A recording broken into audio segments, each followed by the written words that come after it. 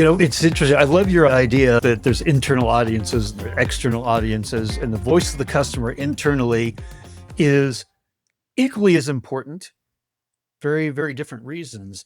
But there's almost a third audience internally, and that's the one that we're always constantly trying to involve and influence and say that we have some really great information that we need to share. It's the C-suite, the leadership of the company. They tend to be very KPI driven, very focused, and they tend to look at us as a cost center. It's a generalization, but it's still true in so many companies today. So we're looked upon not as a value center that has representation of the voice of the customer and everything it can do, but look at us more as a cost to be contained. How do you use AI these days to translate it? Because you can say, build me the story for a C-suite audience, and it's going to know the language and the KPIs and the mentality of the C-suite. When you say telling stories, I think I tell stories very differently to my children than I do to my buddies. And we have to understand those audiences. And is AI really helping us do that these days? Yeah, for sure, Steve, because definitely if you use or view AI as a tool, it's a wonderful way for you to have a conversation with it, bounce ideas, see what comes back. And certainly it's important not to take everything that the AI is giving back to you as an output at face value, massage it and make some adjustments to the information that's received.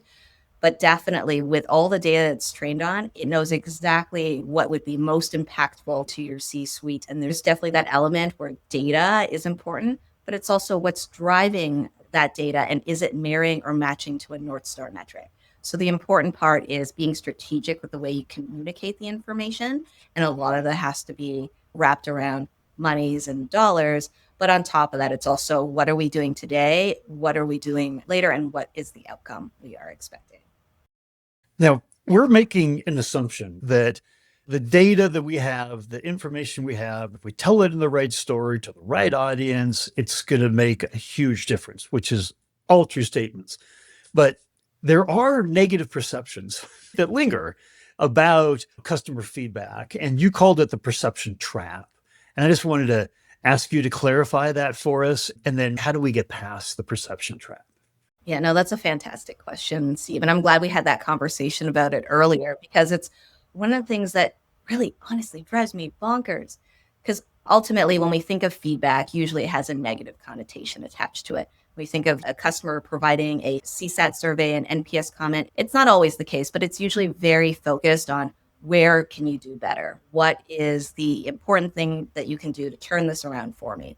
And that by and large has a very negative connotation to it.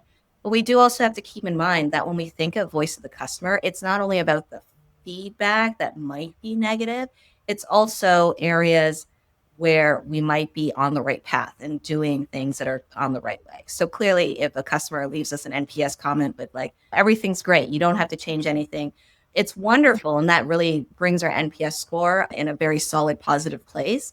But it's not exactly feedback that is very useful or anything that we can action upon. So where I would argue where it becomes really important to view voice of the customer in a much more positive lens is to really fine tune, and you can even use AI to do this, to really fine tune those comments that are related to what direction we're heading and where can we go from there. And some of that can be inferred clearly. So if somebody's really, really loving a specific feature that was recently released, then that particular customer could be an advocate or potentially maybe a user research opportunity where you could reach out to them and have a conversation and figure out like what exactly are they really loving about this new feature that's being released and where we could potentially take it to the next level. Because ultimately, if one customer really loves something that you have put out there, it's not only proven its value, but it also means that there might be other customers who may not be using that feature effectively. And this is a great opportunity to have a conversation to figure out, is there more onboarding materials that need to be created? Do we have to create a new marketing strategy? Are we not marketing it effectively? So many options that are available simply from looking at the data, but figuring out where you want to focus your attention.